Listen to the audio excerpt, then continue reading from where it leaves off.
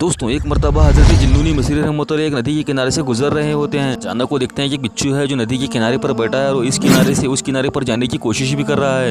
इतने में एक मेंढक आती है और उसकी तरफ पीट कर बैठ जाती है और वो बिच्छू उसके ऊपर सवार होता है, फिर उसे नदी में लेकर तैरने लगती है। ऐसा अजीब मंजर देखकर हजरत जिन्नूनी मसीह रहमतुल्लाह भी उनके पीछे पीछे नाव के सहारे से चल देते हैं। फिर वो मेंढक तैरते तैरते दूसरे किनारे पर पहुंचकर उस बिच्छू को उतार देती है।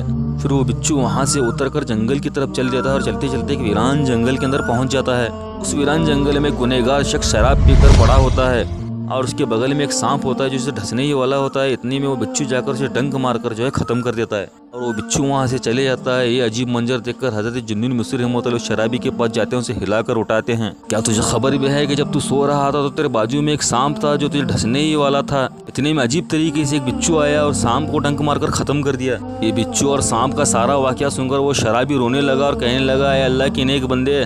ये बिच्छू और सांप का सारा वाकया सुनकर वो शराबी रोने लगा और कहने लगा, ऐ अल्लाह के नेक बंदे, गुनहगार बंदा था और पूरी बस्ती वालों ने मेरे गुनाहों से बाज आकर मुझे जो है शहर से निकाल दिया था, इसीलिए मैं जंगल में आकर पड़ा था। लेकिन मेरा रब कितना करीम है, जब मैं शराब के नशे में गिरा था, जब मुझे वो सांप ढसने वाला था तो अल्लाह ताला ने मुझे बिच्छू के जरिए से बचा लिया। जब वो अल्लाह ताला मुझे ऐसे हालत में भी नहीं छोड़ता और मेरी मदद करता है तो मैं भी उसकी बारगाह में आज सच्ची पक्की तौबा कर लेता हूँ।